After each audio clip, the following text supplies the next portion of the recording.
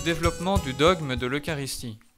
Parce que c'est vrai, si on ouvre notre Bible, on ne trouve pas le mot transubstantiation, on ne trouve pas de réflexion théologique poussée qui nous explique comment le Christ se rend présent sous l'apparence du pain et du vin, qu'est-ce qu'il faut penser d'une communion sacrilège, comment est-ce qu'on explique le fait que le Christ, qui est un, est tout de même présent dans chacune des hosties, et même si on coupe une hostie, chaque bout de l'hostie est quand même la présence du Christ tout entier. Tout cela, ce sont des réponses, ce sont des questions importantes, mais si on ouvre notre Bible, on ne les trouve pas telles quelles à l'intérieur. Donc comment est-ce que l'Église, petit à petit, a réussi à réfléchir, à formuler un enseignement organisé sur ce thème de l'Eucharistie? Alors, ce que l'Église enseigne, elle le tire de l'Écriture sainte. Donc, dans un premier point, nous allons voir quand même quels sont les points de la doctrine eucharistique qui sont contenus dans l'Écriture sainte. Ensuite, on verra comment, dans les premiers siècles de l'Église, cette doctrine a été reçue et a commencé à se développer. On verra ensuite, dans un troisième point, que quelques hérésies, quelques erreurs doctrinales sur l'Eucharistie ont permis à des évêques, au magistère, de préciser la doctrine de l'Eucharistie, notamment à l'aide du concept de transubstantiation.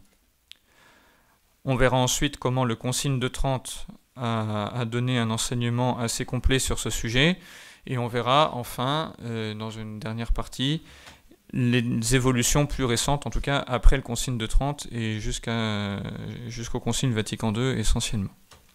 Alors d'abord, la doctrine eucharistique dans l'Écriture sainte. La première partie importante nous vient de l'Évangile selon saint Jean. Au chapitre 6, il y a tout ce qu'on appelle le discours du pain de vie. Jésus dit « Qui mange ma chair et boit mon sang a la vie éternelle ». Alors certains pourraient dire, bon, c'est un langage symbolique. Jésus dans l'Évangile, il dit « Je suis le chemin, la vérité et la vie ». C'est pas à prendre comme si Jésus était devenu un chemin. Or, tout le discours du chapitre 6 montre que précisément Jésus vise à faire comprendre que cette parole, cette identification entre sa chair et son sang qu'il nous faut manger pour recevoir sa vie, est quelque chose de réel et non pas un symbole. Et d'ailleurs, les Juifs le comprennent très bien, puisque toujours au chapitre 6, ils disent « Comment cet homme peut-il nous donner sa chair à manger ?» Donc ils ont bien compris ce que Jésus voulait dire et ils ont du mal à l'accepter. Le pain et le vin eucharistiques sont donc réellement le corps et le sang de notre Seigneur. Et on comprend cela à la lumière de la mort de Jésus sur la croix, où il offre sa vie pour nous. Cette mort sur la croix n'est pas un symbole, c'est une mort réelle. Et donc, de fait, comme on l'a dit au chapitre 6, les Juifs ne comprennent pas encore en plénitude les paroles de Jésus, et pourtant, ce qui nous est demandé devant ce mystère, c'est d'imiter les apôtres qui disent avec saint Pierre « Seigneur, à qui irions-nous? Tu as les paroles de la vie éternelle. » Donc, Jésus, déjà dans le chapitre 6 de saint Jean, nous fait comprendre la réalité du fait que le pain et le vin deviennent son corps et son sang, qu'on est appelé à se nourrir de sa chair et de son sang, et en même temps déjà on voit que c'est quelque chose qui dépasse notre intelligence et on est appelé à nous approcher de ce mystère en imitant saint Pierre, et la confiance, la foi de saint Pierre. Ce chapitre 6 s'éclaire ensuite par la scène, où là, les paroles de Jésus, « Ceci est mon corps, ceci est mon sang », révèlent trois choses. D'abord, sa présence, la présence réelle et substantielle. En araméen, la phrase « Ceci est mon corps » signifie une identité très forte entre ceci, le pain, le vin, et mon corps, mon sang. Donc, d'une part, la présence. Deuxièmement, le caractère sacramentel de l'Eucharistie. Nous prenons ce que nos sens nous disent ou croient être du pain et du vin, mais il ne faut pas s'arrêter à ce que nos sens perçoivent. Nous recevons la vie de Jésus à travers le rite eucharistique. Et enfin, troisième dimension, le caractère sacrificiel de l'Eucharistie, dont on a déjà pas mal parlé ce matin, puisque c'est le corps livré et le sang versé de la nouvelle alliance que nous recevons. Alors après l'Évangile, on va aller chez saint Paul. Il y a deux thèmes importants chez saint Paul pour comprendre la doctrine eucharistique. Deux thèmes qu'on exprime avec deux mots qui nous viennent du grec. L'anamnèse, l'idée de la mémoire, du mémorial, dont on a aussi déjà parlé, et puis la koinonia, la communion. Donc anamnèse, ça veut dire tout simplement que lorsque les apôtres obéissent au commandement de Jésus et refont ce que Jésus a fait, reprononcent les mêmes paroles, le sacrifice de la croix est rendu présent pour nous nourrir aujourd'hui. Comme dit saint Paul dans la première lettre aux Corinthiens, « Chaque fois que vous mangez ce pain et que vous buvez cette coupe, vous proclamez la mort du Seigneur jusqu'à ce qu'il vienne. » Il y a une actualisation sacramentelle du sacrifice de la croix. Actualisation qui n'est donc pas une simple commémoration. Ça, c'était le premier élément, l'anamnèse. Le deuxième élément, la communion, signifie la participation matérielle à un objet indivisible qui réalise l'union de tous ceux qui y participent. Tous ceux qui participent à la célébration eucharistique ont part au même pain et sont donc en communion avec le Christ et par le fait même les uns avec les autres. La coupe de bénédiction que nous bénissons n'est-elle pas communion au sang du Christ ? Le pain que nous rompons n'est-il pas communion au corps du Christ ? Écrit saint Paul. Et plus loin, il rappelle que, justement, nous avons tous part à un seul pain et nous sommes donc tous unis les uns aux autres dans le Christ. Et cette communion, ce n'est pas une communion simplement spirituelle qui se produit dans notre esprit, mais elle se base sur le fait que concrètement, matériellement, nous avons reçu le pain et le vin sur lesquels ont été prononcées les paroles du Christ, « Ceci est mon corps, ceci est mon sang ». Donc la communion que nous vivons n'est pas une œuvre humaine, mais elle est fondamentalement l'œuvre de Dieu qui agit à travers ses ministres. Et donc ensuite, saint Paul rappelle qu'on ne peut pas s'approcher n'importe comment du corps et du sang du Seigneur. Celui qui aura mangé le pain ou bu la coupe du Seigneur d'une manière indigne devra répondre du corps et du sang du Christ. Donc ceci se comprend seulement si ce pain et ce vin que nous recevons, c'est le corps et le sang de Jésus. Donc dans le Nouveau Testament, on a déjà une doctrine eucharistique, la présence réelle, le saint sacrifice, la communion. Mais, alors on pourrait dire, mais on pourrait s'en contenter et puis adorer, vivre du mystère. Mais notre foi a besoin de réfléchir sur ce qu'elle croit pour mieux la comprendre et donc pour mieux aimer et mieux vivre du contenu de notre foi. Plus on connaît, plus on aime, et plus on aime, plus on cherche à connaître, et mieux on peut vivre de notre foi. Et ça, c'est très important. La foi chrétienne est une foi dans le Verbe de Dieu, et en grec, le mot logos, c'est pas simplement la parole proférée qui est dite, mais c'est ce qui est intelligible, ce qui est fait pour être connu. Et donc, dans notre foi, amour et connaissance doivent toujours aller ensemble, l'un soutenant l'autre.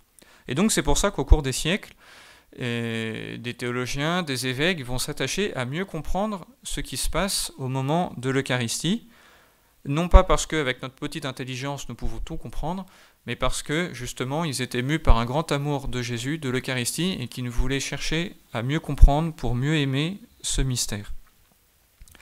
Donc deuxième partie, le dogme eucharistique dans les premiers siècles de l'Église. Donc là, frère Henri-Marie nous donne différents textes qui témoignent de cette foi eucharistique au cours des premiers siècles de l'Église. On va en citer les plus importants. Donc on a d'abord un texte qui s'appelle la Didaché au 1er siècle, où on peut lire « Réunissez-vous le jour dominical du Seigneur, rompez le pain et rendez grâce après avoir d'abord confessé vos péchés pour que votre sacrifice soit pur. Donc on voit d'abord l'importance de la confession de son péché pour pouvoir s'approcher avec un cœur pur du saint sacrifice. Et ensuite, l'expression « rompre le pain » qui rappelle ce qu'a fait Jésus. Sainte Ignace d'Antioche, qui meurt en 107, dit « Soyez unis à votre évêque, rompant un pain unique qui est remède d'immortalité pour la vie en Jésus-Christ à jamais. » Donc l'Eucharistie est un acte liturgique présidé par l'évêque qui réunit toute la communauté autour de lui, autour d'un même autel, autour d'un même pain, que tous recevront, remède d'immortalité et qui donne la vie nouvelle dans le Christ. Saint Augustin, un peu plus proche, disait que personne ne se nourrisse de la chair du Christ avant de l'avoir adoré. Donc, les pères de l'Église insistent sur ce lien entre le saint sacrifice, l'adoration, la confession de nos péchés pour pouvoir s'approcher dignement de ce saint sacrifice, et la vie nouvelle que nous recevons par la communion. Et ce, comme gage de la vie éternelle que le Christ nous a promis. Comme Jésus dit dans Saint Jean, « Qui mange ma chair et boit mon sang a la vie éternelle ». Alors tous ces témoignages, on pourrait encore en citer d'autres. Ce qui frappe d'abord, c'est l'unanimité. Quels que soient les siècles, quels que soient les pays considérés, tous les pères de l'Église témoignent d'une certitude indiscutée. Le Christ ayant déclaré « Ceci est mon sang », qui pourrait dire que ce n'est pas son sang? Ça, c'est une phrase de saint Cyrine de Jérusalem.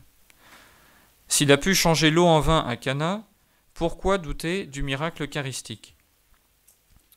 En fait, les pères de l'Église prêchent, enseignent à leurs fidèles cette foi dans la présence réelle de Jésus et dans ses conséquences, donc l'adoration, la purification des péchés, etc. Il n'y a pas encore vraiment de tentative d'explication de ce qui se passe.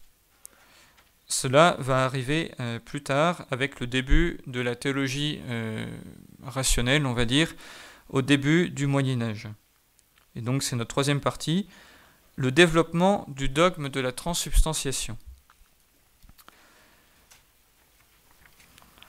Alors ce qui se passe, c'est qu'au début du Xe, XIe siècle, la théologie découvre un nouveau mode de raisonner, on va dire, en utilisant davantage l'héritage de la philosophie. Et puis, à côté de ça, on a aussi le développement d'hérésies, et d'hérésies qui vont concerner plus spécialement la présence réelle de Jésus. Et notamment, on a un certain Béranger à Tours, qui était diacre, et qui commence à dire que, d'une part, la norme ultime de la vérité, c'est la raison. Donc si la raison ne comprend pas quelque chose, c'est que c'est faux. Donc c'est un rationalisme extrême. Si ma raison se trouve devant quelque chose qu'elle ne peut pas expliquer, par exemple un miracle, c'est que c'est faux. Et ça, il va l'appliquer à l'Eucharistie en disant « Puisque le pain et le vin demeurent, puisque je vois toujours du pain et du vin sur l'autel, donc si je les vois, c'est qu'ils n'ont pas changé. S'ils n'ont pas changé, c'est que ce n'est pas la présence réelle de Jésus. C'est un simple symbole. Quand je les vois et que je sais que le prêtre a prononcé une prière sur ce pain et ce vin, alors oui, je peux me rappeler intellectuellement de la passion de Jésus et penser que je peux ouvrir mon cœur aux grâces que Jésus veut me donner à ce moment-là. Mais il n'y a pas de présence réelle de la personne du Christ après la consécration. Alors le pauvre Béranger, il va se prendre tous les évêques et tous les abbés de Gaule essentiellement, parce que ce qu'il dit va à l'encontre de la foi reçue des pères de l'Église et fondée sur l'Écriture. Donc il va y avoir pas mal de conciles organisés pour lui répondre. Au début, Béranger ne va pas accepter, et puis au final, il va y avoir un concile enfin plutôt un synode à Rome. C'est pas un concile parce qu'il n'y avait pas tous les évêques de toute la chrétienté, il y avait seulement des évêques de Rome et de Gaule. Mais ce concile en 1079 est très important parce qu'il va donner une première définition de l'Eucharistie. Il va parler déjà de conversio substantialiter, une conversion substantielle. Le pain et le vin sont changés substantiellement pour devenir le corps et le sang de Jésus. Ce même concile va parler d'une présence vraie, réelle et substantielle du Christ dans l'Eucharistie. Plus tard, au concile de Latran IV en 1215, qui vise encore à répondre à des hérésies, entre autres sur l'Eucharistie, on va utiliser pour la première fois le terme de transsubstantiation pour parler de ce changement substantiel. Alors ce n'est pas le concile qui invente ce terme, on ne sait pas très bien qui est le premier à l'avoir utilisé.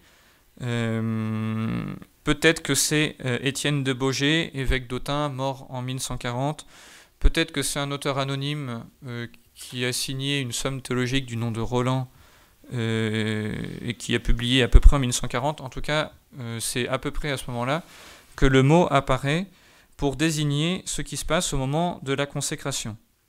Donc, déjà les pères croyaient qu'il y avait bien la présence réelle du Seigneur après les paroles de la consécration, mais il a fallu toute une réflexion philosophique et théologique ensuite pour arriver à le désigner sous le mot de transsubstantiation. On aura l'occasion de revenir sur l'explication de ce terme, mais ce que veut dire cette expression, c'est simplement, d'une part, donc le préfixe trans, il indique qu'il y a une conversion, un changement, un passage d'une réalité à une autre, et ce passage, c'est un changement de substance, une conversion substantielle, c'est l'être même du pain et du vin qui disparaissent, et c'est l'être du Christ qui devient présent, et qui assume les accidents du pain et du vin. Donc nos yeux croient voir le pain, le vin, c'est ce que l'on sent quand on reçoit la communion, mais la substance a changé, ce n'est plus du pain et du vin, c'est le corps et le sang de Jésus. Donc l'avantage de l'hérésie de Béranger, c'est que ça a permis de préciser que la substance du pain et du vin disparaissent totalement, et qu'il y a donc identité du corps historique et du corps eucharistique de Jésus. Les conciles de Rome, de Latran, disent le même corps qui a été enfanté par la Vierge Marie, qui a vécu sur la terre et qui a souffert sa passion et qui est ressuscité, c'est ce même corps qui est présent réellement sous les apparences du pain et du vin. Alors par la suite, il faudra encore apporter certaines précisions pour pouvoir répondre à des questions aussi concrètes que, par exemple, que devient le corps du Christ après la communion ? Qu'est-ce qui se passe si l'Eucharistie est mangée par un animal ? Qu'est-ce qui se passe en cas de communion sacrilège ? Etc. Donc par exemple, on va dire, étant donné que les espèces du pain et du vin sont les signes nécessaires pour qu'il puisse y avoir la présence de Jésus, s'il n'y a pas de pain et de vin à la messe, il ne peut pas y avoir de transsubstantiation, et bien cette présence, elle demeure aussi longtemps que demeure le pain et le vin. D'où le fait qu'on puisse conserver la présence réelle au tabernacle, contrairement à ce que pensent les protestants. Tant que le pain et le vin demeurent, c'est la présence réelle de Jésus que l'on peut donc adorer, et donc aussi porter aux malades, par exemple. Et donc, autour de ces réflexions théologiques, certains auteurs, comme saint Thomas, par exemple, vont développer des textes poétiques pour exprimer la foi. Et donc aujourd'hui, tout l'office que nous avons dans la liturgie du Saint-Sacrement, ce sont des textes qui nous viennent de saint Thomas et qui visent à exprimer avec des mots, autant qu'on peut le faire, la foi qui a été approfondie par les pères, ensuite par les docteurs du Moyen-Âge, dans la présence de Jésus. Cependant, il va y avoir, ces approfondissements théologiques étaient nécessaires pour répondre aux hérésies et mieux préciser la foi, et donc aider le peuple chrétien à mieux vivre du mystère de l'Eucharistie. Le risque, c'était que les théologiens finissent par s'emballer et arrivent à rationaliser le mystère, à vouloir tout expliquer, et au final, du coup, il n'y a plus de mystère, et même on arrivait à dire des hérésies. Et donc, c'est pour ça qu'il va falloir une autre étape, qui est l'étape du Concile de Trente, qui est notre 4e partie. Au XIVe et au XVe siècle, on a en effet un certain nombre d'excès rationalistes qui vont aboutir à des hérésies. Les deux principales, c'est l'hérésie d'un Anglais qui s'appelle Wycliffe et ensuite Luther. Donc Wycliffe, il refuse que les accidents du pain et du vin puissent demeurer sans substance. Un peu comme Luther plus tard, il va dire que, il va parler de consubstantiation, c'est-à-dire que le pain et le vin demeurent, et à côté, la présence réelle de Jésus avec son corps et son sang. Il prétend, je cite, qu'il n'est pas fondé sur l'Évangile de dire que le Christ ait institué la messe. Et pourtant, Jésus a dit « Ceci est mon corps ». Donc Luther, qui refuse déjà de toute façon le principe du développement de la tradition, etc., même si dans un premier temps il ne va pas remettre en cause la présence réelle parce qu'il s'aperçoit que les paroles de Jésus dans l'Évangile sont claires, il considère que la transubstantiation est une invention de l'Église thomistique, alors que le concept Église existe avant que saint Thomas soit né, et il veut nier la présence réelle de Jésus sous chaque espèce, parce que selon lui, ça voudrait dire que le Christ est divisé. Il y a d'un côté son corps et d'un côté son sang, et pour lui, ça ne va pas. Donc, en tout cas, il faut répondre à Luther, il faut répondre à Wycliffe, et à tous ceux qui disent qu'au fond, l'Eucharistie, c'est la scène, c'est un repas, et qui donc refusent de parler de présence réelle du Christ, d'actualisation du Saint-Sacrifice, qui voient l'adoration comme une idolâtrie, et la présence de Jésus simplement comme un symbole. Ce qui est curieux d'ailleurs, c'est que Luther va condamner lui-même ses disciples, puisque pendant un moment assez grand quand même de sa vie, il continuait à croire en la présence réelle, même si pour lui elle était réduite au moment de la messe, et donc il s'est opposé à pas mal de ses disciples qui interprétaient mal ses paroles selon lui.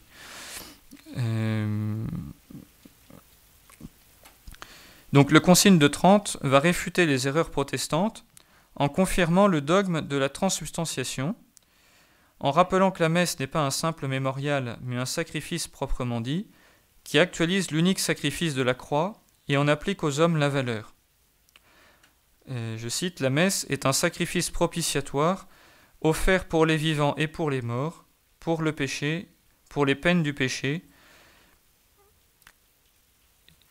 Et voilà, oui, fin de citation. Et ce, en vertu des mérites infinis de notre Seigneur.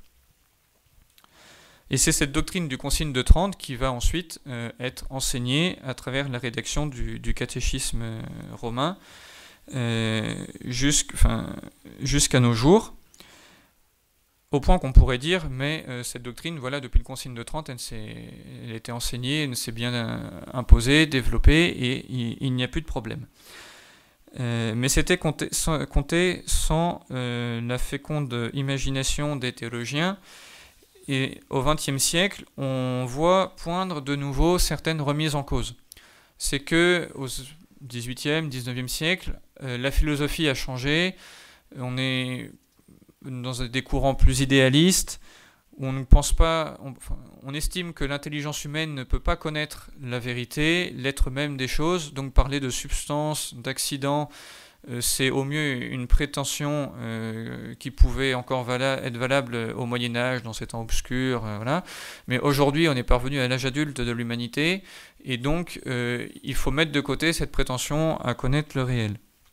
Appliqué à la théologie, ça va avoir des conséquences importantes, notamment aussi sur la doctrine de l'Eucharistie. Alors déjà, on va dire, de toute façon, Jésus n'a pas prononcé ces paroles-là, donc on peut pas se baser sur l'Écriture pour bâtir une doctrine sur l'Eucharistie. De toute façon, on ne sait pas ce que Jésus a dit et personne n'a enregistré ces paroles, donc voilà. Deuxièmement, on va dire, donc comme on ne peut plus connaître l'être même des choses et qu'il n'y a plus de substance et plus d'accident, on va estimer que il faut plutôt parler de transfinalisation ou de transsignification. En plus, c'est des mots qui ont un énorme avantage, c'est que tout le monde comprend ce qu'on veut dire quand on les emploie. Alors que transsubstantiation, vraiment, personne ne comprend. Donc si vous avez compris ce que c'est la transfinalisation, je n'ai pas besoin de l'expliquer parce que c'est évident de... Voilà. Donc la transfinalisation, c'est l'exemple du cadeau. En soi, si j'offre une montre à un ami parce que je l'aime bien, bon, la montre en elle-même, mis à part qu'elle coûte cher, c'est pas ça qui fait l'importance du geste. L'importance, c'est l'intention que j'ai eue et que je l'offre à mon ami parce que c'est un témoignage d'amitié. Et donc la valeur du geste, elle vient du but pour lequel je fais ce geste. Donc c'est un peu l'idée de la transfinalisation et de la transsignification. Ce qui est important dans l'Eucharistie, c'est qu'en fait, on refait ce qu'a fait Jésus, ce repas avec ses apôtres, et puis plus largement, ça reprend aussi les repas que Jésus avait avec les pécheurs. Et donc on le fait parce que c'est dans un esprit de fraternité, de communion entre les hommes, etc. Au fond, la signification de l'Eucharistie, elle vient de notre esprit. C'est nous qui donnons sens à ce que nous faisons. Donc vous comprenez que ça s'oppose diamétralement au réalisme eucharistique qui nous vient de l'Écriture, qui nous vient de la tradition des pères, etc. Donc il fallait réagir. Donc il y a des choses dans le Concile, mais Frère Henri-Marie a voulu insister sur la réaction qu'a eue Paul VI sur ce point. Paul VI était très conscient des abus qui s'étaient glissés dans la célébration de l'Eucharistie. Et donc en 1965, j'ai pas le mois, donc ça doit être, le concile n'est peut-être pas encore terminé, ou il vient juste de se terminer. Il écrit un texte, Mysterium Fidei, qui rappelle la foi de l'Église dans l'Eucharistie. Et donc, dedans, il dit notamment que personne ne peut s'arroger le droit de changer le terme transsubstantiation qui a été assumé par le magistère. Et donc dans ce texte, il développe les différents aspects de la doctrine de l'Eucharistie. C'est un texte très intéressant que vous pouvez lire. Et puis plus tard, comme ça ne suffisait pas, il a écrit une profession de foi, un credo, qu'il a lu solennellement au cours d'une messe le 29 juin 1968, dans lequel il rappelle notamment la foi de l'Église sur l'Eucharistie. Il dit « Nous croyons que la messe est le sacrifice du calvaire rendu sacramentellement présent sur nos autels. Nous croyons que, comme le pain et le vin consacrés par le Seigneur à la Sainte Seine ont été changés en son corps et en son sang qui allait être offert pour nous sur la croix, de même, le pain et le vin consacrés par le prêtre sont changés au corps et au sang du Christ glorieux siégeant au ciel. Et nous croyons que la mystérieuse présence du Seigneur, sous ce qui continue d'apparaître à nos sens de la même façon qu'auparavant, est une présence réelle et substantielle. Toute explication théologique cherchant quelque intelligence de ce mystère doit, pour être en accord avec la foi catholique, maintenir que, dans la réalité elle-même, indépendante de notre esprit, le pain et le vin ont cessé d'exister après la consécration. Alors on pourrait aussi parler des approfondissements de Jean-Paul II, des enseignements de Benoît XVI, pas seulement les enseignements écrits, mais aussi les gestes, la manière dont ils ont célébré la messe. On sait que Jean-Paul II tenait à se mettre à genoux pendant la procession de la Fête Dieu, même s'il était très malade et que physiquement il ne le pouvait pas. On pense à la manière dont Benoît XVI célébrait la messe, voulait que la liturgie soit digne. Il a restauré la communion, il a voulu que dans les messes qu'il présidait, il donne la communion à genoux à des personnes qui étaient à genoux et sur la langue. Donc il y a, dans le topo, on a présenté l'évolution dogmatique, et il y a aussi ce témoignage qui nous vient de ces gestes d'adoration qu'on peut voir au cours de l'histoire et qui nous témoignent de la foi inchangée et permanente de l'Église dans la présence réelle et substantielle de Jésus dans l'Eucharistie. Donc voilà pour ce petit aperçu du développement du dogme. On aura l'occasion encore d'approfondir certaines dimensions au cours du reste du week-end.